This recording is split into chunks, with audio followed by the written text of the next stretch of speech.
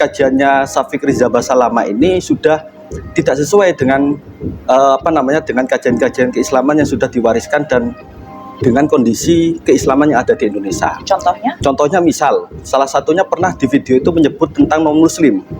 Assalamualaikum warahmatullahi wabarakatuh. Kembali lagi dengan YouTube channel saya Pramuslim. Apa kabar sahabat Pramuslim? Semoga kita selalu dalam lindungan Allah Subhanahu wa taala, diberi rahmat dan hidayahnya. Amin ya rabbal alamin. Pada kesempatan video kali ini saya akan mereaksi video pernyataan dari Ketua Cabang GP Ansor ini bahwasannya kajian Ustadz Syafiq Riza Basalama itu dibubarkan karena isi kajiannya. Seperti apa untuk videonya? Mari langsung kita simak. Ini apa yang kemudian ini mendasari GP Ansor untuk melakukan penolakan tersebut? Pertama yang mendasari kita ini sebenarnya bukan pada acara pengajiannya, Bang. Jadi kalau diistilahkan banser bubarkan pengajian itu tidak tepat. Bukan pembubaran. Bukan pembubaran tapi pengajian. Itu penolakannya. Itu kita lebih kepada kajiannya, isi kajiannya. Karena beberapa kali kita melihat kajiannya Syafiq Riza Basalama ini sudah tidak sesuai dengan dengan kajian-kajian keislaman yang sudah diwariskan dan dengan kondisi keislaman yang ada di Indonesia. Contohnya? Contohnya misal, salah satunya pernah di video itu menyebut tentang non-muslim. Dia bilang tidak boleh berteman dengan non-muslim. Beliau ini mengatakan bahwasanya ada suatu video kajian Ustadz Syafiq mengatakan kita umat muslim tidak boleh berteman dengan umat non-muslim. Apakah benar seperti itu untuk pernyataannya?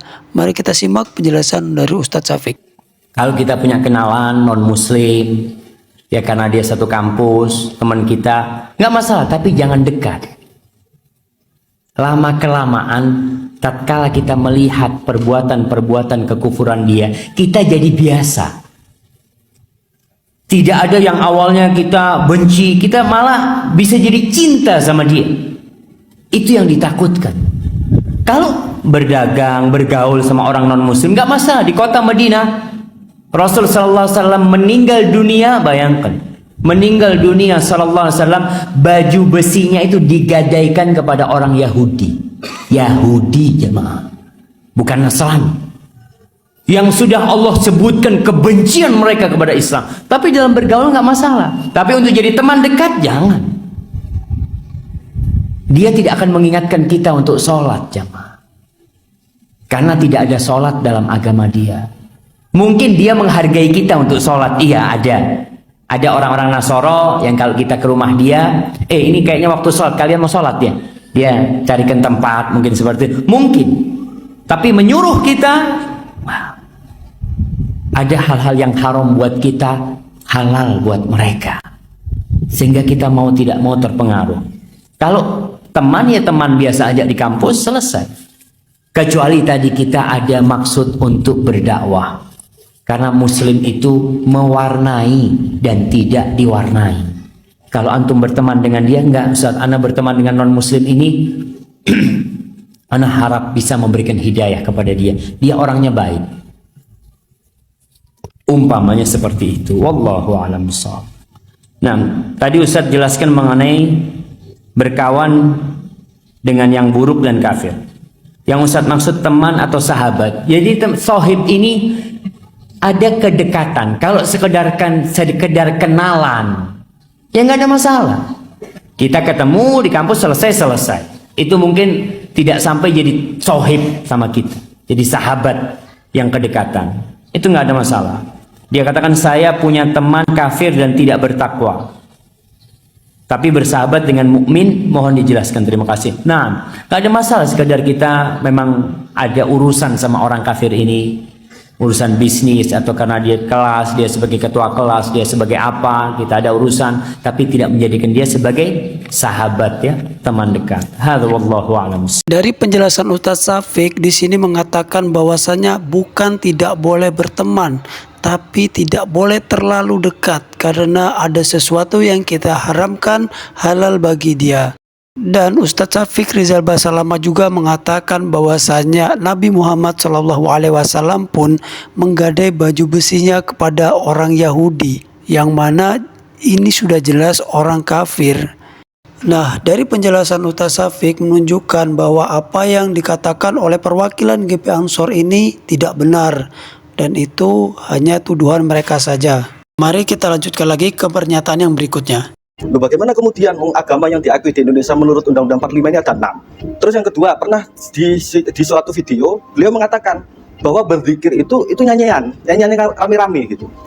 Moro-moro dikit-dikit menyesatkan, dikit-dikit mengharamkan. Bagaimana kemudian menurut laporan BNPT itu rata-rata orang yang masuk di jaringan teroris itu pintu masuknya dari ini aliran Salafi Wahabi gitu. Yang dikit mengharamkan, kafir, bid'ah dan yang lain-lain, halal darahnya kalau tidak sama. Astagfirullah, beliau ini terlihat bahwasanya perkataannya dipenuhi dengan amarah, dipenuhi dengan kebencian. Jadi apa yang ia nyatakan itu tidak sesuai dengan faktanya dan ia hanya potong kalimat buruknya. Nauzubillah min zalik. Ingat, ini ada pertanggungjawabannya kelak di hadapan Allah Subhanahu wa taala. Dan Bapak ini juga menuduh bahwasanya Ustadz Salaf mengatakan bahwasanya zikir itu adalah sebuah nyanyian rame-rame. Apakah seperti itu? Yang dimaksud adalah zikir itu memiliki adab yang sesuai anjuran Nabi Muhammad SAW. Tidak joget-joget, tidak seperti orang kesurupan, jingkrak-jingkrakan. Maksudnya seperti itu. Zikir itu harus dilakukan secara khusyuk karena hubungan kita dengan Allah Subhanahu wa taala. Dan beliau ini juga mengatakan bahwasanya halal darahnya bagi orang yang tidak sepemahaman dengan mereka. Nauzubillah min zalik. Dan perkataan seperti ini jika ditunjukkan kepada Ustadz Syafiq, Ustadz Khalid Basalamah dan Ustadz Salaf yang lainnya, ya tidak benar karena mereka tidak pernah mengajarkan seperti itu. Justru mereka ini mengajarkan kita tidak boleh membuat keonaran. Ya kita lihat saja pada saat kajian Ustadz Khalid, Ustadz Syafiq dibubarkan oleh rombongan-rombongan GP Ansor ini. Apakah mereka menyuruh jamaahnya untuk melawan? Padahal Ustadz Syafiq, Ustadz Khalid jamaahnya banyak juga loh, bahkan ribuan sampai jutaan. Nah jika Ustadz Syafiq ingin mereka melawan, pasti akan mereka lawan. Tapi Ustadz Syafiq, Ustadz Khalid dan Ustadz Salaf yang lainnya pada saat kajiannya dibubarkan, mereka tidak melakukan itu. Karena mereka sadar bahwa mereka juga itu adalah saudara muslimnya. Saudara muslim kita juga yang tidak mungkin kita perangi ataupun kita lawan. Justru perkataan Bapak inilah yang sepertinya tidak harus diucapkan. Karena perkataan seperti itu bisa menimbulkan perpecah belahan. Dan semoga keributan seperti ini tidak terulang kembali. Sampai di sini untuk video kali ini. Untuk membantu channel ini terus berkembang, mohon di subscribe, komen, dan like. Assalamualaikum warahmatullahi wabarakatuh.